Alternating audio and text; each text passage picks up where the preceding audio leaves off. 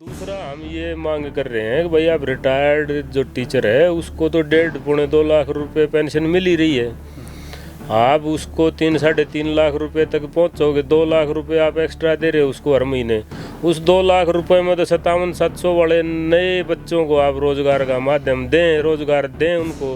भाई 60 के बाद आप रिटायर हो लिए, कम से कम आपने रिअपॉइंटमेंट मिली है, मकान तो खाली करो ना, ताकि और शिक्षक जो लाइन में उनको मकान मिल सके। ये तो दोहरे दोहरे फायदे हैं, गलत है। बच्चों के साथ खिलवाड़ है। बच्चों के साथ खिलवाड़ कैसे है कि जब शिक्षक पूरे डिपार्टमेंट खाली पड़े हैं तो बच्चों को पढ़ाएंगे कैसे। लगातार फीस बढ़ोतरी करी जा रही है हरियाणा के सारे विश्वविद्यालयों में। पीछे जीजेयू में हम गए, जीजेयू में बच्चों ने मार्च करा, प्रोटेस्ट करा। एचएयू में कर रखा है ऐसे ही, यहाँ हमारे यहाँ बच्चों का प्रोटेस्ट चल रहा है। और गारंटी नेट को दोबारा शुरुआत नहीं करा गया तो ये विश्वविद्यालय थोड़े दिन के हैं। प्राइवेटाइजेशन मुमकिन है और होगा, 100% होगा, ये लिख लेना आप। जिस दिन 5-7 हज़ार करोड़ रुपया कर्जा हो गया, ऑक्शन ला देंगे, कोई सा बड़ा इंडस्ट्रियलिस्ट आगा अपना बोर्ड ला लेगा। मियां साहब के कार्यकाल के दौरान हुई। उसके बाद 2017 के बाद से आज हम 2025 में हैं, 8 साल बीत गए, विश्वविद्यालय में कोई नियमित भर्ती नहीं हुई है। सरकार की तरफ से अनुदान मिलता था विश्वविद्यालयों को, हरियाणा के विश्वविद्यालयों को अब अनुदान नहीं मिलता। कर्ज की राशि मिलती है जिसको ये विश्वविद्यालय भुगतान करने में असमर्थ हैं।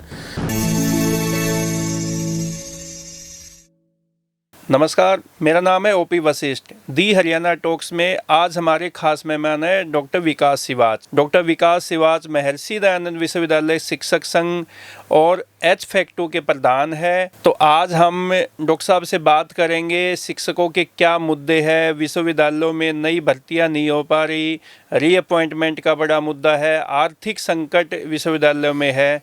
तो आज हम सब विषयों पर बातचीत करेंगे। डॉक्टर साहब, आपका स्वागत है। मैं द हरियाणा टॉक्स का धन्यवाद करता हूं कि आपने ज्वलंत मुद्दों पे बोलने के लिए मुझे समय दिया, बुलाया। आपका बहुत बहुत धन्यवाद वशिष्ठ जी। और खुल के बातचीत करेंगे, आपके सवालों का जवाब देंगे। अच्छा डॉक्टर साहब, जैसे अभी हाल ही में महर्षि दयानंद विश्वविद्यालय में भर्तियों पर रोक लगी है। एक लेटर आया है ऊपर से, हायर एजुकेशन से, सीएमओ से, कि भाई नई भर्तियां जो है अभी फ़िलहाल नहीं की जाएगी। ये क्या मामला है और इसका विश्वविद्यालय में क्या असर पड़ेगा शिक्षकों पे? वशिष्ठ जी, आपको बताना चाह रहा हूँ कि जो महर्षि दयानंद विश्वविद्यालय है इसमें आज के दिन 290 के करीब शिक्षक बचे हैं, 290 से भी कम। मैंने 2016 में जब पहली बार चुनाव लड़ा था तो 439 के करीब शिक्षक थे। एक बार 2017 में 35 शिक्षकों की भर्ती प्रोफेसर पुनिया जी के कार्यकाल में हुई थी। जी, पुनिया साहब के कार्यकाल के दौरान हुई।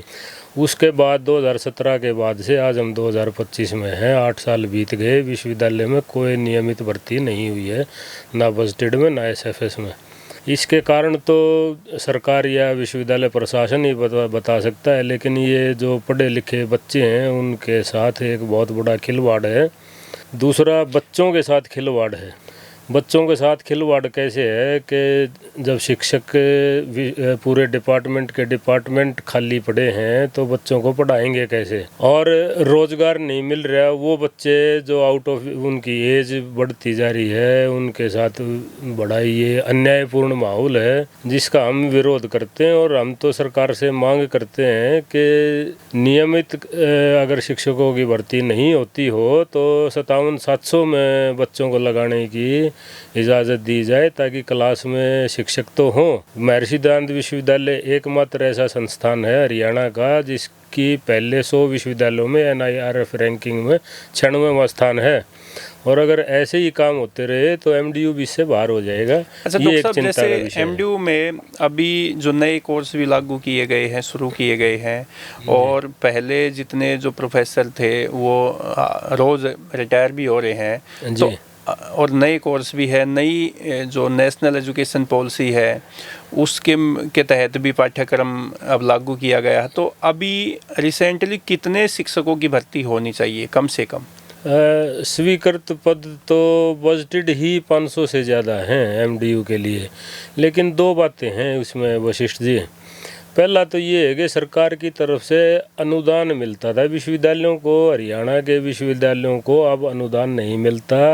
कर्ज की राशि मिलती है जिसको ये विश्वविद्यालय भुगतान करने में असमर्थ हैं। आपकी नॉलेज के लिए बता दूं, अब मैं चूंकि सारे हरियाणा का प्रधान हूं, मेरे पास फ़ोन बजते रहते हैं विश्वविद्यालयों से। सिरसा विश्वविद्यालय CDLU का मैं आपको एग्जांपल दूं तो पिछले 2 महीने से कर्मचारियों को, शिक्षकों को सैलरी भी नहीं मिली है। ऐसे हालात यही हैं, पूरे हरियाणा में हैं। सभी विश्वविद्यालय कर्जों पे चल रहे हैं। पिछले साल अगर आपको याद हो तो जुलाई के महीने में 14-15 दिन हमने भी हड़ताल करी थी। हाँ, जब भी तनख्वाह नहीं आई थी सरकार से, जो कर्ज की राशि है वो भी नहीं आई। अनुदान के जरिए, अनुदान तो एक तरह से इन्होंने बंद ही कर दिया। प्रोफेसर संपत सिंह ने भी कितनी बार बताया है कि 6625 करोड़ रुपए का जो कर्ज है वो हरियाणा के सारे विश्वविद्यालयों पर मार्च 2025 तक हो चुका है।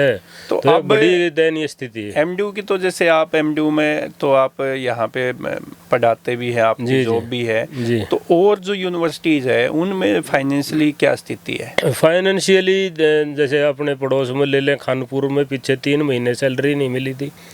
लगभग सारे विश्वविद्यालयों में वित्तीय हालात बड़े गंभीर हैं।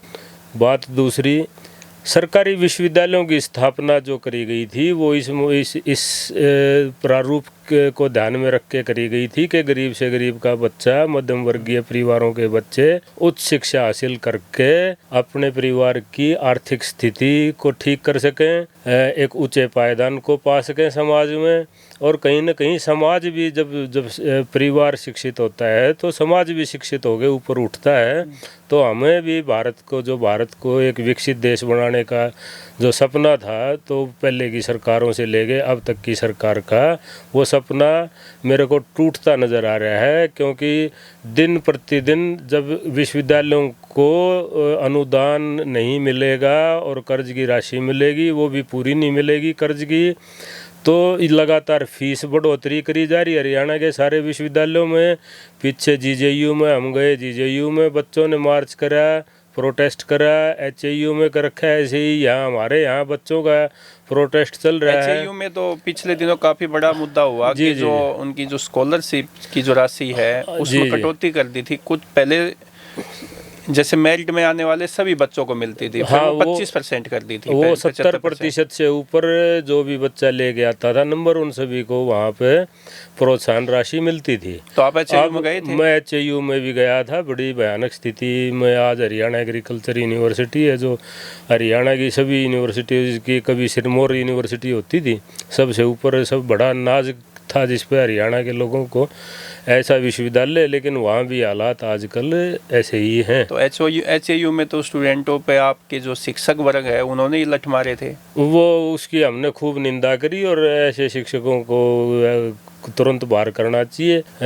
गलत बात के ऊपर अगर कोई बच्चा कुछ गलत कर रहा है तो आपको समझाने का अधिकार है, उसके माँ बाप को बुला के बताने का अधिकार है, लेकिन ये अधिकार कतई नहीं है कि कोई किसी को गाली गलौज करे और काम तो क्लासरूम में जाके पढ़ाने का, रिसर्च वर्क करने का, लेकिन आप स्टूडेंटों पे लाठी चार्ज करोगे, लठ मारोगे, तो ये शिक्षक का तो ये काम ना, नहीं है। शिक्षक का ये बिल्कुल काम नहीं है। और हमने वहाँ हरियाणा फेडरेशन की तरफ से मांग भी करी थी कि तुरंत ऐसे शिक्षकों की गिरफ्तारी की जाए और उनको बाहर का रास्ता दिखाया जाए। तो अभी जैसे कितने विश्वविद्यालयों में ऐसा है कि जहाँ पे नई भर्तियाँ की जा रही है, और कितने ऐसे विश्वविद्यालय जहाँ पे भर्तियों पर रोक लगी हुई है?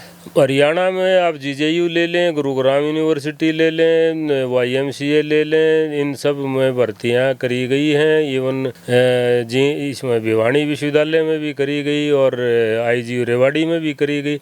मेरे ख्याल से हर एक विश्वविद्यालय में भर्तियां करी जा रही है। भर्तियों पर रोक मुझे जो लग रहा है वो आज के दिन एक तो BPS खानपुर पे है, CDLU में भर्तियां 4-5 ही हुई थी, उसके बाद रोक लगा दी गई, और अब यहाँ रोहतक विश्वविद्यालय में MDU में भी रोक लगा दी गई है।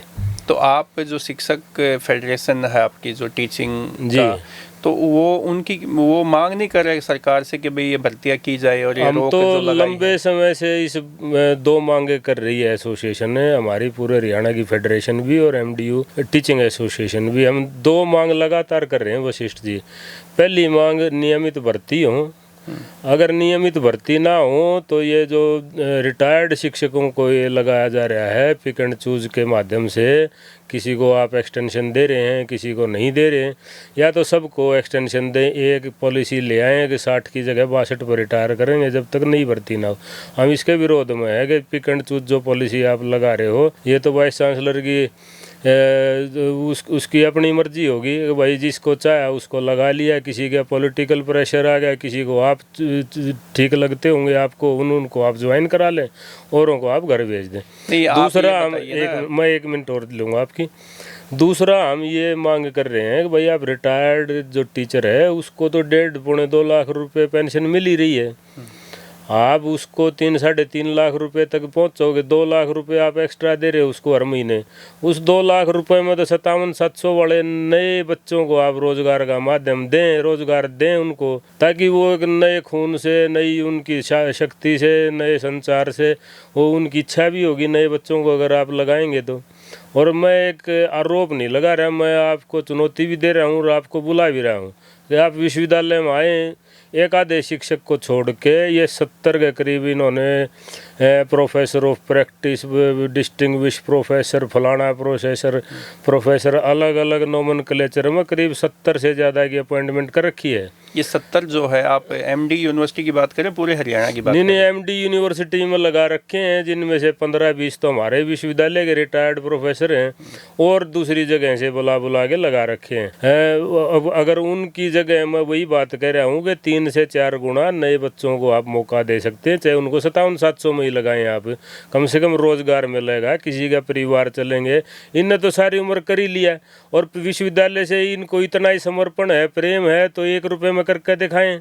मैं ये भी चुनौती दे रहा हूँ भाई, चलो आप काम करना चाह रहे हैं विश्वविद्यालय के लिए, विश्वविद्यालय ने आपको सारी उम्र दिया ही है, आपसे लिया क्या है? आपको सारी उम्र दिया ही है विश्वविद्यालय ने, तो विश्वविद्यालय में समर्पण दिखाएं और 1 रुपये में आप कार्य करें। और आप एक आधे शिक्षक को, मैं वही चुनौती दोबारा कह रहा हूँ, आप किसी दिन विश्वविद्यालय में आएँ और देखें कि विभागों में इनमें से कितने ही शिक्षक क्लास ले रहे हैं जो रिटायर्ड हैं। डॉक्टर साहब, आप नई भर्तियाँ हो नहीं रही, शिक्षकों का टोटा है विश्वविद्यालय में जी, तो रीअपॉइंटमेंट नहीं की जाए तो फिर बच्चों को कौन पढ़ाएगा? तो मैं वही तो कह रहा हूँ जी, एक रिटायर्ड आदमी को आप 2 लाख रुपए करीब महीना के 1.5 से 2 लाख रुपए दे रहे हैं।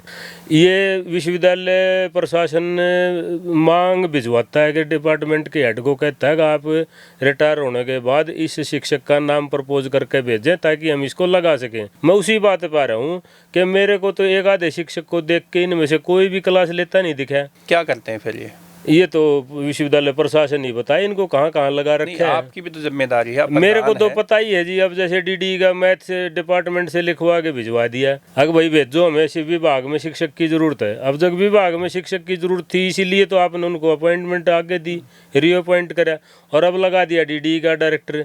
ऐसे ही मैनेजमेंट में ले लो आप, मैनेजमेंट में एक सीनियर प्रोफेसर साहब को कितने सालों से एडवाइजर लगा रखा है, विभाग में कौन सी क्लास लेते हैं वो? फिर मैं वही तो कह रहा हूँ, क्लास को ऐसा लेते नहीं, एक आधे को छोड़ के। मतलब आपका ये कहना है तो उनकी बजाय मैं उसी बात पे आ रहा हूँ, जब ये क्लास नहीं लेते, ये वाइस चांसलर की sweet will pay vice chancellor के काम करते रहते हैं, तो क्लास का कहाँ से लगेंगी? तो वो जो 1.5-2 लाख रुपया है एक्स्ट्रा जो आप हर एक महीने एक इस रिटायर्ड शिक्षक को दे रहे हैं, उसकी बजाय आप उसमें उसी पैसे से 5700 में ही आप रिक्रूटमेंट कर रहे हैं, तो कम से कम 4 बच्चे तो लगेंगे एक के बजाय।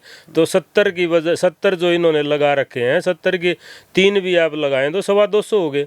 225 नए बच्चे लगेंगे, अपने वो पूरे प्रयास भी करेंगे, अच्छे से पढ़ाएं भी गए, लगन भी होगी, उनको ये भी लगेगा कल को हमें क्या हो सकता है कि हम ही परमानेंट हो जाएं। तो एक लगन होती है नए बच्चे में, एक उत्साह होता है, तो वो काम कर सकते हैं। मेरा तो यही मानना है और ये सच्चाई भी है कि आप ये क्लास लेते नहीं, उनको आप लगाते नहीं, सरकार से परमिशन आपको मिल नहीं रही। सरकार से परमिशन बार बार क्यों रोकी जा रही है तो सरकार जाने या विश्वविद्यालय प्रशासन जाने, लेकिन मेरे को लगता है ऐसा करने के पीछे एक ही मनसा है कि सरकार को इन कुलपतियों पर विश्वास नहीं है। लगा तो दिए लेकिन विश्वास नहीं है। आप लोग जैसे ना रीअपॉइंटमेंट पे तो सवाल उठा रहे हैं कि वो क्लासरूम में नहीं जाते, पढ़ाते नहीं, रिसर्च नहीं करते। जो नियमित जो प्रोफेसर है, एसोसिएट प्रोफेसर है, असिस्टेंट प्रोफेसर है, उन पे भी ये आरोप है कि वो भी क्लासरूम में नहीं जाते। ना, मैं इस बात से कतई सहमत नहीं हूँ। आप किसी विभाग में जाकर देख लें, आपको शिक्षक मिलेंगे। मैं कुछ एक आदमियों की तो मैं कहता नहीं, लेकिन मेरे विश्वविद्यालय में 90% से ज़्यादा काम करने वाले लोग हैं, जो इसी के कारण हमारे विश्वविद्यालय NIRF रैंकिंग में भी है, दूसरी रैंकिंग में भी है। अगर सारे ही काम ना करते हो तो विश्वविद्यालय का ना तो शोध कार्य हो, ना पढ़ाई का कार्य हो, पाठन का कार्य, ना खेल में अव्वल दर्जे के बच्चे आए। काम तो है, होता है, करते आए हैं। शिक्षकों का योगदान रहा है। रिटायर्ड शिक्षकों का भी मैं उतना ही योगदान मानता हूँ, लेकिन रिटायरमेंट के बाद के जो ये रिअपॉइंटमेंट होती है, हम इसके सख्त खिलाफ हैं। मकानों पे कब्जे कर रखे हैं, मकान 2-2, 2.5-2.5, 3-3 साल से खाली नहीं करते। और नोटिस पे अब तो एक दो शिक्षकों को नोटिस भी मिला है 12-13 लाख की उनको। वो मकानों की भी बोला गया कि इतने पैसे भरो। अब इनका भी समझ आओगी धीरे धीरे। भाई 60 के बाद आप रिटायर हो लिए, कम से कम आपने रिअपॉइंटमेंट मिली है, मकान तो खाली करो ना, ताकि और शिक्षक जो लाइन में उनको मकान मिल सके। ये तो दोहरे फायदे हैं, गलत हैं। और जो ये रिटायर्ड टीचर्स को लगा रखा है इन्होंने अहम पदों पर, वो तो वाइस चांसलर की स्वीट विल से लगे हैं और उन्हीं की स्वीट विल के हिसाब से काम करेंगे। जैसे स्क्रीनिंग का काम किसी सीनियर प्रोफेसर को दे रखा है, भाई अपॉइंटमेंट में भी यही लोग बैठेंगे। ये तो भाई स्वीट विल पर लगे हुए हैं, तो स्वीट विल की पालना करेंगे। इसीलिए आपने देखा होगा कई छात्र संगठनों के नेताओं ने भी इन पर आरोप लगाए कि भाई पक्षपातपूर्ण तरीके से काम होता दिख रहा है। और कहीं ना कहीं उन्होंने शिकायत भी भेज रखी है ऊपर मुख्यमंत्री कार्यालय में भी, राज्यपाल को भी, के जो भर्ती होनी है उसके ऊपर प्रश्न चिन्ह लगा रखे हैं। आपने कहा कि भाई 90% जो टीचर है वो पढ़ाते हैं, क्लासरूम में जाते हैं, लेकिन जब रजिस्ट्रार कुलपति जब औचक रूप से निरीक्षण करते हैं किसी डिपार्टमेंट में, तो वहाँ सब नदारद मिलते हैं। कई बार क्या होता है, किसी दिन जैसे पीछे एक विभाग का नाम तो मैं नहीं लूँगा, लेकिन जिस दिन कुलपति आए उस दिन एग्ज़ाम चल रहे थे, तो एग्ज़ाम में तो जिस शिक्षकों की ड्यूटी आएगी लगी होगी, वही शिक्षक तो ड्यूटी पर होगा, सब थोड़ी आएंगे। तो ये देखो, काम तो होता है, पाठन का भी काम होता है, पढ़ाने का, शोध का भी कार्य होता है। हमारा विश्वविद्यालय का नाम है शोध में भी, लेकिन शिक्षकों की कमी के कारण, विश्वविद्यालय प्रशासन के असहयोग रवैये के कारण, असहयोग का रवैया मैं इसलिए कह रहा हूँ कि विश्वविद्यालय में आज भी 11/11/22 से पहले हमारा विश्वविद्यालय सर्वप्रथम था, जिसमें करियर एडवांसमेंट स्कीम के तहत सभी शिक्षकों की 95% शिक्षकों की प्रमोशन होगी थी। लेकिन पता नहीं 11/11/22 के बाद किसने कान में फूंक मार दी विश्वविद्यालय प्रशासन के। आज भी करीब 100 के करीब शिक्षकों की प्रमोशन रुकी पड़ी है। किस लेवल के? उसमें सभी हैं, सीनियर प्रोफेसर भी हैं, प्रोफेसर भी हैं, प्रोफेसर से सीनियर प्रोफेसरशिप, एसोसिएट प्रोफेसर से प्रोफेसरशिप, और 8,000 ग्रेड वाले, 7,000 ग्रेड वाले, बहुत सारे शिक्षकों की करीब 100 की, जिसमें 50 के करीब बजटेड हैं और 50% के करीब सेल्फ फाइनेंस के शिक्षक हैं। लेकिन हम तो देखते हैं, या भाई अखबार में जैसे उनकी स्टेटमेंट भी आती है विश्वविद्यालय प्रशासन की, कि यहाँ MD यूनिवर्सिटी में प्रोफेसर से सीनियर प्रोफेसर प्रमोट काफ़ी किए गए हैं। हाँ बिल्कुल, हरियाणा के एकमात्र ऐसा विश्वविद्यालय है जिसमें बहुत सारे शिक्षकों को सीनियर प्रोफेसर बनाया गया। इसके लिए हमने धन्यवाद भी करा है। वो तो एक UGC की प्रक्रिया है जिसके तहत ये प्रक्रिया चलाई गई थी कि भाई जो 10 साल का जिनका टेन्योर हो चुका हो एज प्रोफेसर, रिसर्च पेपर इतने हों, PhD इतनी करा दी हो, वो तो एक सेट प्रक्रिया है, एक प्रोसीजर है, सेट प्रोसीजर है। उसके तहत जो फिट होते होंगे उन्हीं को बनाया गया है। लेकिन टीचर कम्युनिटी के लिए तो अच्छा हुआ ना। शिक्षकों के लिए ये एक बेहतरीन जो UGC द्वारा शुरुआत करी गई थी, उसको हम सराहते भी हैं। और विश्वविद्यालय प्रशासन का भी को भी इस बात के लिए तो हम सराहते हैं।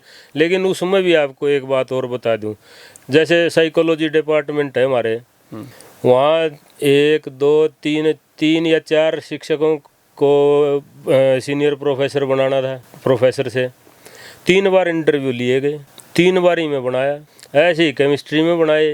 और एक और बीमारी चल पड़ी यूनिवर्सिटी में। क्या चल पड़ी? शिक्षकों के प्रमोशन में भाई आप किसी राजनेता का फ़ोन करा लो, किसी और उच्च अधिकारी का फ़ोन करा लो, तो आपकी प्रमोशन 4 दिन में हो जाती है। नहीं तो आप बाट देखो। अब मैं उसी बात पर रहा हूँ, 2021 के शिक्षकों जिनकी प्रमोशन ड्यू थी उनकी तो अभी तक रुकी हुई है विश्वविद्यालय में, और 2025 में जिनकी ड्यू हुई मार्च अप्रैल में, उनकी प्रमोशन विश्वविद्यालय प्रशासन ने कर दी। चलो भाई वो भी कर दी, मान लीजिएगा आपने कर दिया, चलो एक डिपार्टमेंट में अगर 4 शिक्षक एलिजिबल थे प्रमोशन के लिए तो 3 की प्रमोशन कर दी, 1 शिक्षक को आपने छोड़ दिया। कॉमर्स में ऐसे करा। फिर इंग्लिश का ले लो आप, इंग्लिश में 1 सीनियर प्रोफेसर बना दिया और 2 को छोड़ दिया। उसके बाद दूसरे साइकोलॉजी में मैंने बताया कि 3 कमेटियों से प्रमोशन 3 बार में कराई गई 1 महीने के अंदर। उसके बाद केमिस्ट्री का मैंने बताया, केमिस्ट्री में 2 या 3 बार में प्रमोशन कराई गई। हिसाब से कोई लिस्ट बनती होगी ना, क्या प्रक्रिया है? वो सारी सीनियरिटी की लिस्ट को मैं कहूँ उसके ऊपर पैर रख दिया है, कोई सीनियरिटी फॉलो नहीं हो रही, और उसके कारण व्यापक तौर पर विश्वविद्यालय में शिक्षकों में भारी रोष है। मैं वही कह रहा हूँ, इन्वायरमेंट के 7 टीचरों की प्रमोशन कर दी, 1 टीचर छोड़ दिया। केमिस्ट्री में 6-7 के कर दिए 2-3 बार में, 1 छोड़ दिया। 3-4 का भी आगे भी ड्यू है। बहुत सारे शिक्षकों की स्क्रीनिंग में भी भेदभाव। भाई वाइस चांसलर से जिसका आदेश आ जाए उसकी स्क्रीनिंग होके 4 दिन में प्रमोशन भी हो जाए, और जिनकी भाइयों की पहुंच नहीं है, जो विश्वविद्यालय प्रशासन के आगे नतमस्तक नहीं होते, उनकी पड़ी है। तो क्या मानते हो आप, हरियाणा के जो विश्वविद्यालय में जो कुलपति लगते हैं वाइस चांसलर जी, क्या वो अपनी स्वेच्छा से काम कर पाते हैं? स्वेच्छा से तो करना ही चाहिए। विश्वविद्यालय कर पाते हैं या नहीं कर पाते? देखो, सरकार की तरफ से इतने अंगूठा नहीं लगा रखे हैं इनके गर्दन पे कि ये अपनी स्वेच्छा से काम ना कर, तो बतेरे काम करे हैं, फिर ये दूसरे काम कैसे कर पाते अपनी स्वेच्छा से? सारे काम करे हैं, तो ये काम में क्या दिक्कत है? स्वेच्छा तो बतेरी है इन लोगों की। लेकिन पहले समर्पण भाव होता था विश्वविद्यालय के कुलपतियों में, अगर भाई मेरा अपना विश्वविद्यालय है। आजकल के कुलपतियों में क्या देख रहा हूँ, इनका एक ही बात है कि मेरा टेन्योर कैसे बढ़िया से निकल जाए। उनको अपने सिर्फ टेन्योर से, अपने बेनिफिट से मतलब है, भाड़ में जाओ। और सारी चीज़ें, समर्पण की भावना आजकल के विश्वविद्यालयों के कुलपतियों में कम है, ना के बराबर है। एक आधे की हो तो मैं कह नहीं सकता, लेकिन सारे एक सी माटी फिर रही है। हमने प्रोफेसर राजवीर सिंह हुड्डा का पॉडकास्ट किया था, इंटरव्यू लिया था। जी। उनका ये कहना था कि 1990 के बाद जी कोई भी कुलपति अपनी मर्जी से, अपनी इच्छा से काम ही नहीं कर पा रहा। पॉलिटिकल प्रेशर उन पर इतना है, इंटरफेरेंस इतना है सरकार का, कि वो कर ही नहीं पाते अपनी मर्जी से। देखो, हमने तो जब से मैं 2005 में यहाँ से लगे, पहले वाइस चांसलर यहाँ बहुत ही गजब के वाइस चांसलर धनखड़ साहब थे। उन्हें बेहतरीन एजुकेशनिस्ट जिनको कह सकते हैं वो थे। उन्होंने अपनी मर्जी से काम करा। चौटाला साहब के टाइम में खूब उनको पूरी पावर थी, उन्होंने अपनी मर्जी से काम करे हैं। उसके बाद कांग्रेस की सरकार में आरपी हुड्डा जी लगे। जितना टेन्योर रहा, कोई ये नहीं कह सकता है कि उन्होंने अपनी मर्जी से काम नहीं करे। आरोप भी तो खूब लगे। और देखो, आरोप तो काम करनी है, कोई आदमी हो न काम करनी है, आदमी पर आरोप लगा रहे हैं। जिसने कुछ करना है नहीं उस पर क्या आरोप लगेंगे? उस पर तो लग ही नहीं सकते वशिष्ठ जी। जो आदमी काम करेगा, 10 काम ठीक भी करेगा, 1-2 ओड़ा सोड़ा भी कर गया होगा, मानते हैं। आज जो विश्वविद्यालय का स्वरूप है वो सारा आरपी हुड्डा की देन है। हालांकि मेरे तो विचार आप वाले ही थे, कई चीज़ों में मेरी उनसे भिड़ंत भी हुई, लेकिन आज जो विश्वविद्यालय का स्वरूप है वो सारा आरपी हुड्डा के नेतृत्व के कारण ही है। प्रोफेसर आरपी हुड्डा ने जो खुल के, सरकार ने उनको बिल्कुल क्या कहते हैं, खुली छूट दे रखी थी काम करने की, उसी के कारण ही ऐसा बन पाया विश्वविद्यालय। नहीं तो था कि वो एक पीजीआई की तरफ एक ब्लॉक होता था, वो टूटा फूटा पड़ा था, इंदिरा गांधी भवन सारा था कि विश्वविद्यालय के पास कुछ भी नहीं था। लेकिन एक समर्पण की भावना होती है विश्वविद्यालय के कुलपति के पास, कुल सचिव के पास, वो आजकल कम देखने को मिलती है। मैं तो यही कह रहा हूँ। उसके बाद आरपी हुड्डा जी के बाद और आए भी कुलपति, तो बड़ा अच्छा काम करके गए हैं कई। और मैं तो एक बात और मानता हूँ भाई, आपको आज आपके हाथ में कोई शक्ति दे रखी है परमात्मा ने, सरकार ने, तो आप अच्छे काम करके जाओ, ताकि कल को कोई आपने याद भी रखे। अगर भाई फलाना भी वाइस चांसलर आया था, और उसको हम आज तक याद करते हैं। 1989 में बताते हैं, हमने तो 89 में, मैं तो 8वीं 7वीं में था करा, तो एक IAS साहब थे, उनको यहाँ का चार्ज दे दिया वाइस चांसलर साहब को। वो वाइस चांसलर का चीफ सेक्रेटरी थे वो। उनने कभी भी किसी बच्चा चाहे आखिरी दिन आ गया एडमिशन के लिए, एडमिशन दिया उसने, न बोले कौन सा नौकरी मांगे है, एडमिशन तो मांगे, पढ़ने की तो चाहत है बच्चे की, कभी मना नहीं करा, न बोला ओवर रूल्ड करके दे दिया। आज भी बहुत सारे शिक्षक बताते हैं उनके बारे में। तो बढ़िया उनको मौका मिला है, बढ़िया शिक्षकों के काम करें, गैर शिक्षक कर्मचारियों के काम करें, बढ़िया स्टूडेंट्स की फेवर में काम करें और लड़ें, हक के लिए लड़ें। विश्वविद्यालय का क्या हक है, बोलते ही नहीं। आज ये विषय कुल सचिव, वाइस चांसलर से जाके सरकार का आगे किसी ने विरोध नहीं कराया कि भाई क्यों हमारे को कर्जा दिया जा रहा है। सरकारी विश्वविद्यालय कैसे कर्जा पाटेंगे, कैसे कर्जा वापस करेंगे, नहीं कर पाएंगे। तो 5-7 साल में ये कर्जा इतना हो जाएगा, ये सब फिर ऑक्शन हो जाएगी। और मेरे को जो लगता है आने वाला भविष्य, गरीब के बच्चे, मध्यम वर्ग के बच्चे उच्च शिक्षा हासिल नहीं कर पाएंगे। जिस तरीके के आर्थिक हालात विश्वविद्यालयों में है, तो ये सारे सेल्फ फाइनेंस मोड में आ जाएगा। सेल्फ फाइनेंस मोड में तो आज भी है, नहीं कम है ना अब तो। ना मैं आपको बताता हूँ, नाम के बजटेड हैं जी, नाम के बजटेड है। सरकार से जितना पैसा कर्जे के रूप में मिल रहा है वो 20-22% है, और सारे विश्वविद्यालय अपने स्रोतों से उगाही कर रहे हैं। चाहे वो एग्जामिनेशन फीस है, चाहे वो फीस आप कॉलेजों की तरफ से आती हैं, कई तरह की फीसेज वो हैं। यहाँ विश्वविद्यालय में कई तरह की फीस हैं उनसे। तो अपने आंतरिक स्रोतों से ही विश्वविद्यालय चल रहे हैं, इसीलिए ये चरमरा के गिर रही है सारी व्यवस्था। इसीलिए तनख्वाह के भी पैसे नहीं हैं, क्यों जो एफडी वगैरह थी वो भी एग्जॉस्ट होगी। अब कहाँ पैसे बचे हैं विश्वविद्यालयों के पास, नहीं पैसे हैं। तो अगर यही हालात रहे और गारंटी एड को दोबारा शुरुआत नहीं करा गया तो ये विश्वविद्यालय थोड़े दिन के हैं, प्राइवेटाइजेशन मुमकिन है और होगा, 100% होगा, ये लिख लेना आप। बंद हो जाएंगे, हाँ, सब प्राइवेटाइजेशन हो जाएगा इनका। बड़े बड़े इंडस्ट्रियलिस्ट आ गए, शहर के बीच में MDU है, 700 एकड़ ज़मीन है। जिस दिन 5-7 हज़ार करोड़ रुपया कर्जा हो गया, ऑक्शन ला देंगे, कोई सा बड़ा इंडस्ट्रियलिस्ट आ गया अपना बोर्ड ला लेगा, दे देंगे सरकार का कर्जा। और उतने कर्जे में होगा कि 700 एकड़ ज़मीन की कीमत देख लो आप, शहर के बीच में कितनी होगी, 5-7-10 हज़ार करोड़ रुपया जिस दिन, हाँ 10,000 करोड़ रुपया जिस दिन MDU का सिर हो गया। क्यों वापस तो दिया नहीं जा सकता, इतना सामर्थ्य है नहीं विश्वविद्यालयों का। ऐसे ही सारे विश्वविद्यालय हैं प्राइम लोकेशन पे, चाहे कुरुक्षेत्र का ले लो, GJU का ले लो, CDLU का ले लो, कोई सी भी विश्वविद्यालय ले लो, इनकी ज़मीनों की ऑक्शन करके फिर कोई इंडस्ट्रियलिस्ट आ बैठेंगे। अच्छा, सरकार दावा कर रही है कि नेशनल एजुकेशन पॉलिसी 2020 जो है उसको हमने 100% लागू कर दिया है, तो क्या है ये पॉलिसी और क्या 100% लागू? देखो, नेशनल एजुकेशन पॉलिसी 2020 माननीय प्रधानमंत्री जी ने कहा, और उसको लागू करने में मैं कह रहा हूँ कि बहुत जल्दबाजी करी गई। वो ये मेरे को लग रहा है कि कहीं ये दिखाने की थी कि हमने प्रधानमंत्री का जो विचार था उसको सबसे पहले इम्प्लीमेंट कर दिया। अब हरियाणा की ले लो बात आप, न्यू एजुकेशन पॉलिसी में बिना किसी तैयारी के इम्प्लीमेंट कर दी गई है। 3 साल के कोर्स 4 के हो गए, शिक्षक पढ़ाने के लिए है नहीं। सबसे बड़ी बात क्या है कि जैसे फॉर एग्जांपल मैं सिविल इंजीनियरिंग का आपको उद्घाटन दूं, उदाहरण से समझा रहा हूँ। मैं इंजीनियरिंग का स्टूडेंट रहा हूँ, टीचर हूँ। कंप्यूटर साइंस के ले लो, जैसे फॉर एग्जांपल 45 सब्जेक्ट है आपके पास 4 साल में जो आपने पढ़ने हैं।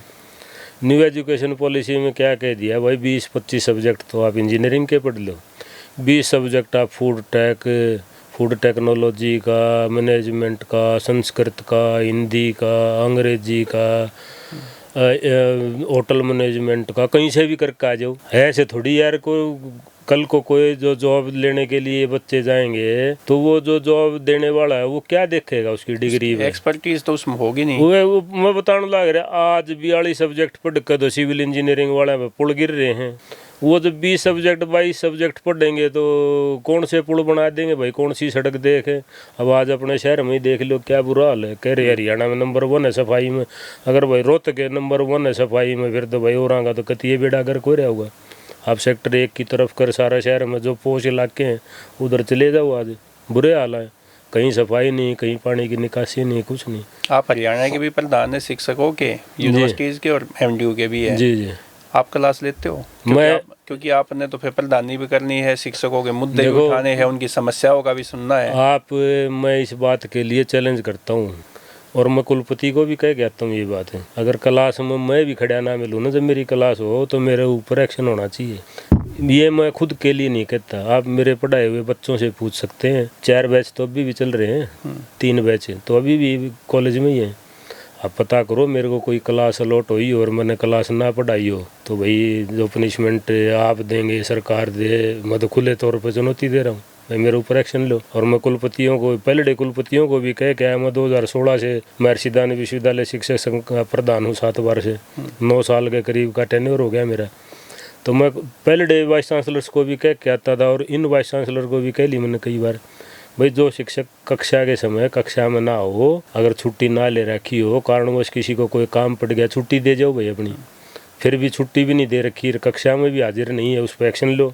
एक्शन तो मैं लेने में तो समर्थ नहीं, उसके ऊपर एक्शन तो कुलपति ही लेंगे। मतलब आपका तो जो टाइम टेबल है, आपका जो टाइम टेबल है, उस टाइम पे किसी भी दिन आपकी क्लास में विजिट किया जा सकता है। मैं आपको बुलाता हूँ भाई, आप कभी भी बिना बताएं आ जाएं, आप चेक करें, आप मिलोगे क्लास में? मैं क्लास में मिलूंगा आपको। राजनीति का समय अपनी क्लासेज लेने के बाद का है। अभी आपने बताया कि आप लगातार 7 बार से जी प्रधान और हरियाणा का 4 बार से हूँ, 4थी बार इलेक्ट हुआ हूँ भी तो पीछे। अब ये जो आपका कार्यकाल होता है ये 1 साल का होता है? यहाँ कार्यकाल 1 साल का, हरियाणा वाला 2 साल का है। तो 2 साल का, लेकिन एमडीयू का 1 साल का है जी। लेकिन आपका तो 1 साल से ज्यादा टाइम हो गया, आप चुनाव नहीं करवाते। ऐसे भी कई शिक्षकों ने मांग की है। हाँ बिल्कुल सही। देखो मैंने नवंबर में हर एक डिपार्टमेंट में, आपने बहुत बढ़िया सवाल उठाया, हमने रिक्वेस्ट करी हेड्स के थ्रू कि आप सभी शिक्षकों की, हमने वो फॉर्म बना के भेजा, अगर ये चीज़ें आप हमें, पैन नंबर, नाम, आधार कार्ड, ये सारी चीज़ें आप हमें दें। क्यों 2012 के बाद से रजिस्ट्रेशन विश्वविद्यालयों कहीं भी जो भी था, कौन सा एक्ट, सोसाइटी एक्ट के थ्रू वो सरकार ने बदल दिए। तो हमारा सोसाइटी एक्ट के थ्रू जो रजिस्ट्रेशन था 1998 का था, वो रद्द हो चुका है। हमारी क्या इच्छा थी कि भाई हम इसको एक बार समय से इसको फिर से रजिस्टर करा के नए सोसाइटी एक्ट के हिसाब से हम इनके चुनाव कराएं, और यही मंशा है। उसके बाद से 3 बार मैं भेज चुका हूँ खुद, रिमाइंडर भी भेज सके हम। मेरे ख्याल से 20-22 डिपार्टमेंट की तरफ से आया है, इतने ही डिपार्टमेंट होगी, आज तक भी सूची नहीं मिली है। तो वो जैसे ही सूची आएगी, 1 महीने का काम है, हम री रजिस्टर करा के और इलेक्शन का काम कराएंगे। इलेक्शन से डरने वाले तो लोग हम हैं नहीं भाई, मैं तो 2009 से लगातार इलेक्शन लड़ रहा हूँ विश्वविद्यालय में, और वोटिंग से बने हैं। हर बार कोई ये तो सहमति का तो चुनाव मेरे लिए होया नहीं, हर बार जीत के आए हैं, लड़े हैं, जीते हैं। शिक्षकों का भरोसा है मुझ में, और इसीलिए 7 बार से लोगों ने इतना भरोसा कर रखा है, इसीलिए मैं डरता नहीं प्रशासन से भी। भाई उनने मेरे ऊपर भरोसा करा तो मेरा ये दायित्व बनता है, हमारा जमीर मर्या नहीं है कि शिक्षकों की लड़ाई लड़ें, हम शिक्षकों के हकों की बात करें, और प्रशासन काम करे तो उनकी सराहना करें, और प्रशासन काम ना करे तो विरोध भी करेंगे। यही एसोसिएशनों का काम होता है कि कड़ी का काम करती है एसोसिएशन। एक तरफ शिक्षक है, एक तरफ प्रशासन है, तो कड़ी तो यही काम करेगी भाई दोनों को जोड़ के रखे। प्रशासन शिक्षकों के काम कर दे और शिक्षक प्रशासन के कहने से सारे काम करें, यही होता है जी।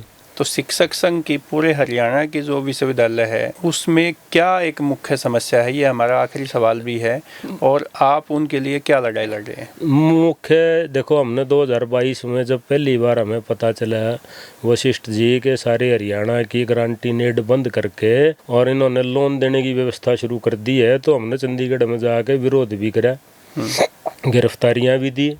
इवन विधानसभा में भी ये मुद्दा नेता प्रतिपक्ष ने और कई नेताओं ने उठाया।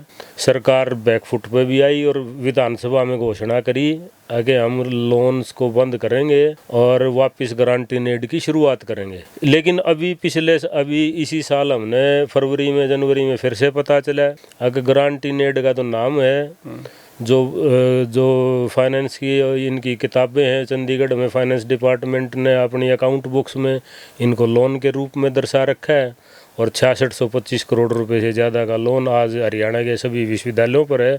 और यही चिंता का विषय है, सबसे बड़ा विषय यही है कि गरीब से गरीब का बच्चा, मध्यम परिवारों के बच्चे उच्च शिक्षा हासिल नहीं कर पाएंगे अगर सरकारी विश्वविद्यालय गारंटी नेट ना देने के कारण बंद हो गए, व्यवस्था फैल जाएगी, उच्च शिक्षा मिलेगी नहीं बच्चों को, और कहीं ना कहीं व्यापारी हावी हो जाएंगे हर एक चीज़ पे। तो यही हमारी सबसे बड़ी चिंता है।